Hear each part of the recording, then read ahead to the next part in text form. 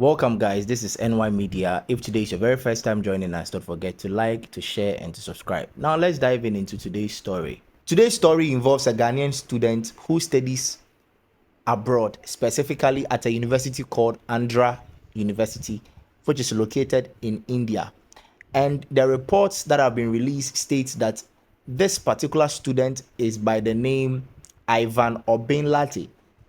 And he's part of the 30 Ghanaian of that is the 30 Ghanaian nationals who are currently enrolled at this particular university in India. Now, this particular report was released on the 3rd of May 2025. The report says that Ivan Obin, who is now the deceased, was a first year business management student, and he was one of the 30 Ghana nationals, as I have already indicated. He was residing in room 401 of the YMCA hostel located on Beach Road. Now, according to the officials and according to the reports that have come, it says that Latte was rushed to a corporate hospital in the early hours of Wednesday. That is, in the morning on Wednesday, he was rushed to the hospital on the 30th of April by his own fellow students, who reported that he had been suffering from high fever and vomiting. So prior to him being taken to the hospital the early mornings of Wednesday, that is on the 30th of April, he was seen vomiting and he was seen showing signs of high fever, but then he didn't tell anybody about it. So later he was transferred to the King George Hospital, where doctors pronounced him dead on arrival. The chief warden of the university had said and expressed his concern over the incident. He says that none of our hostel management staff, including me, were informed about his sudden illness and hospitalization. If we had been informed, we would have provided emergency medical assistance. Now, this raises a lot of concerns as to why the deceased didn't inform anybody about his ordeal. It raises a lot of concern as to why he never told anybody concerning his illness, because the report says that before he was taken to the hospital on the 30th of April, that is on the Wednesday, he was exhibiting signs. Many of us have noticed that when many of us are sick, we try to just be there, try to sort it out on our own, and many people go to the hospital only after the situation has risen to a place where it is quite serious. And right now we are not told in a report as to why the deceased never told anybody about the sickness. Who knows? Maybe he told someone, or maybe he didn't tell anybody. The reports haven't stated anything.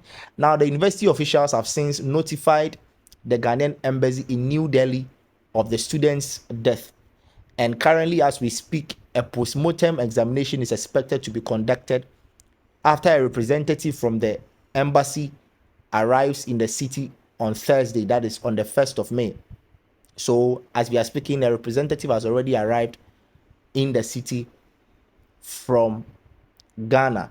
Now, the circumstances surrounding Latte's illness and subsequent death remain unclear. So right now, it is not known whether what actually led to his sudden demise. Now, as I've already indicated, a post-mortem is now underway to show what actually led to the demise of the deceased. Now, this is a very sad story, and I just want to say some things about it, because I believe even here in Ghana, most universities have their hospitals.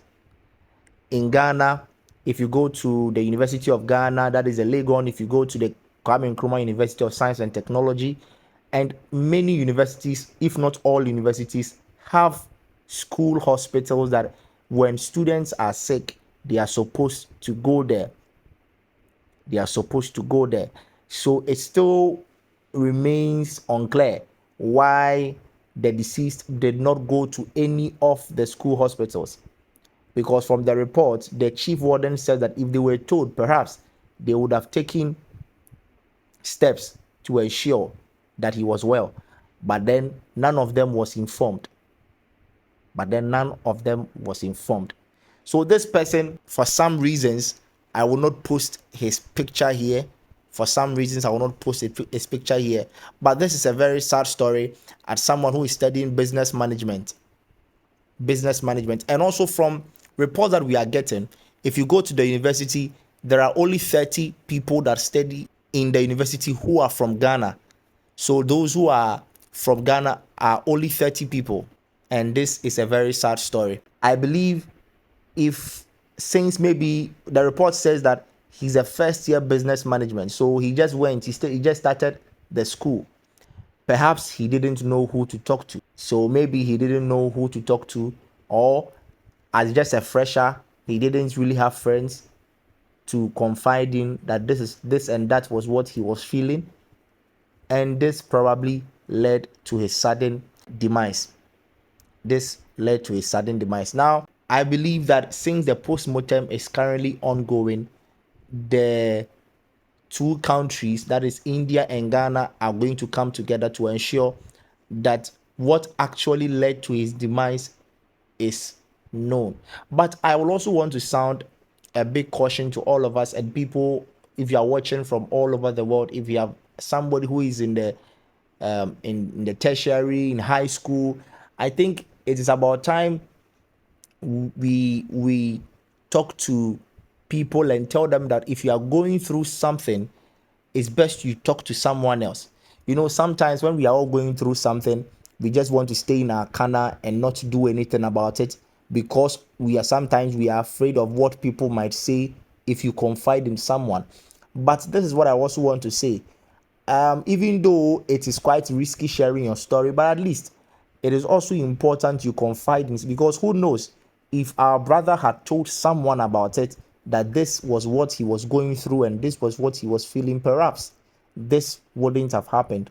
And we've seen stories of a lot of people who have committed suicide, who have been depressed and gone through a lot of things that ordinarily, or maybe they wouldn't have gone through if they had told someone about it, or if they had sought for medical attention or psychological help or anything. So I think this is also something we can all learn from, that if you are going through something, it is good you talk to somebody about it.